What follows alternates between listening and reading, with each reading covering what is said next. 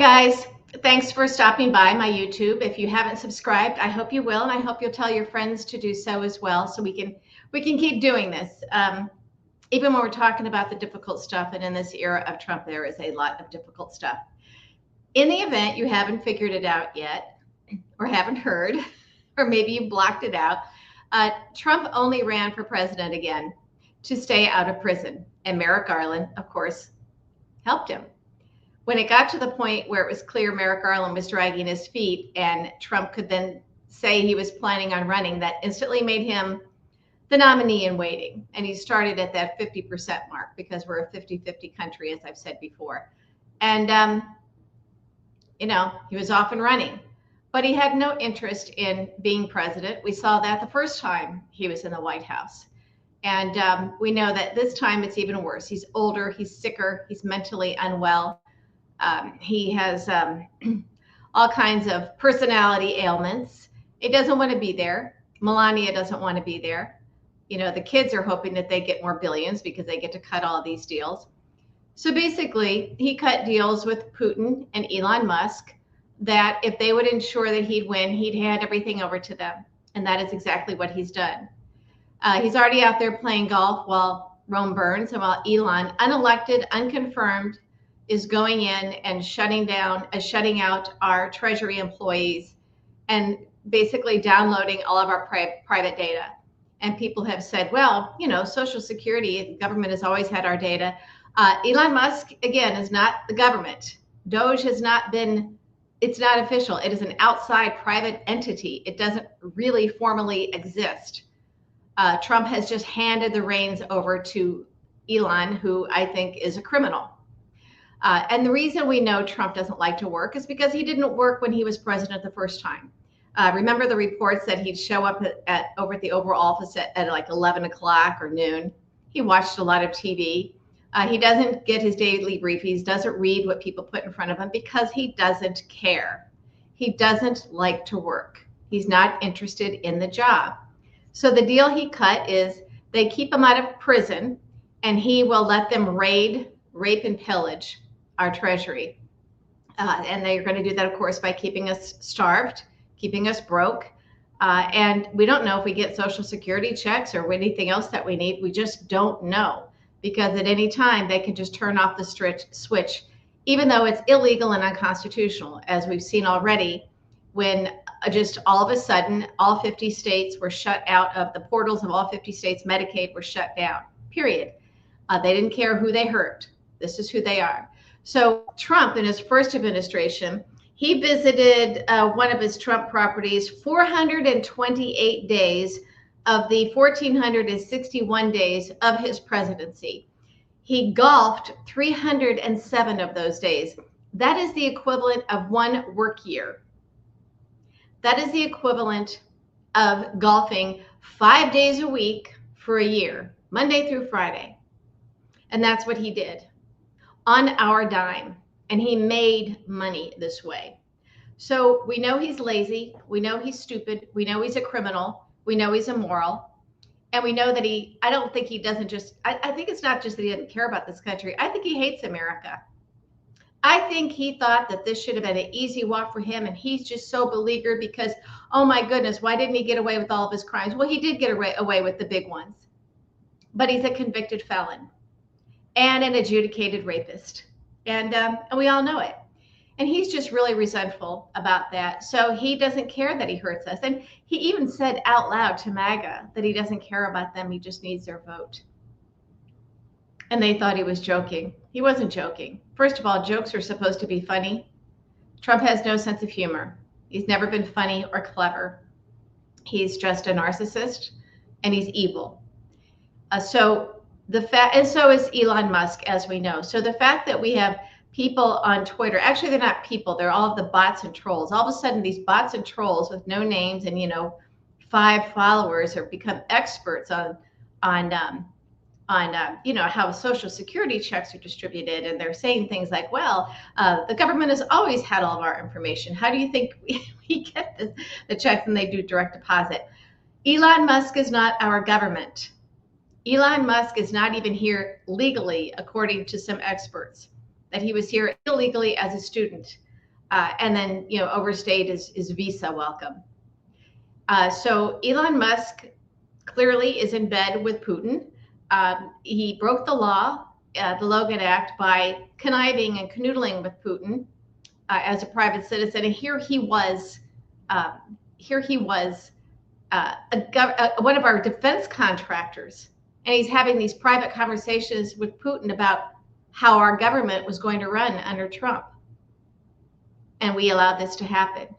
So no, do not be comforted by the MAGA, or rather the MAGA bots and trolls, Elon's bots and trolls on Twitter, claiming that, oh, it's okay because the government has always done this. No, they haven't. And no, this is not an audit. They are going to steal from us. They will threaten us. They can shut everything down in an instant. And if the people who need their Social Security checks don't get them, and they can't pay rent or mortgages or property taxes or their Medicare premiums or buy food, people die. And it keeps coming back to this. The power of somebody like Elon Musk, while Trump golfs and is ensured that he will too become the billionaire oligarch. They bribe him. That's what these accounts are for, with the meme coins. It's unregulated. Nobody can see what's happening, but foreign entities could just dump billions in there and bribe him. And that's what the tariffs are about, as we've discussed. Tariffs are something that he just invents, and he can give a waiver to a company or an individual, just whatever he wants, if they bribe him. So he's open for business while he hands the reins over to Elon Musk and Vladimir Putin. And I think right now Democrats in Congress are still caught flat-footed. The fire hose of chaos and illegalities and destruction of our country is happening so quickly. It's the element of surprise. And they're acting like it's business as usual, putting out strongly worded statements. I personally get concerned when Chuck Schumer goes on social media and starts complaining about what's happening, so we all know when we need him to do something. And if he can't do something, then step aside and find someone. We can find someone who will. Okay? It is time to stop being nice. It is time to stop calling everything a conspiracy theory. It is not. It is not a conspiracy theory. We are being taken down brick by brick, and it's happening extremely rapidly, extremely rapidly. We will get to the point, maybe when it's too late, where we will take to the streets, where there will have to be a revolution. I don't see any other way out. I don't have the ability to start that revolution, but we are in trouble. And I don't think that I think we're going to only be able to do this when Republicans in Congress figure this out.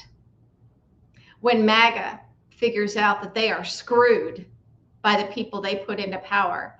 And then Republicans in Congress, in the House and Senate, will have to decide, are they loyal to Trump, Putin, and Elon Musk, or do they have to be loyal to their voters, to their constituents? And their decision may rest on if they are being bribed or threatened, or if they are being assured that we will never have actual free and fair elections again. And if they do the bidding of Trump, Putin, and Elon Musk, they will ensure that they are in office again by cheating. We know this has happened before. I don't believe for a minute that Susan Collins won last time.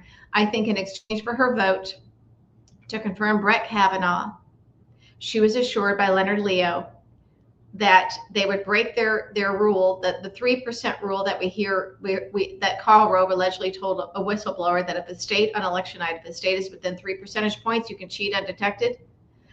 Well, the polls did not favor Susan Collins heading into her reelection.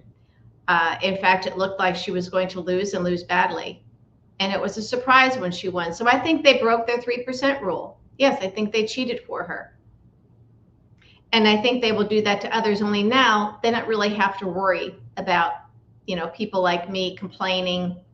They have their bots and trolls all, swarming around claiming that you're crazy, you have a tinfoil hat on, that sort of thing.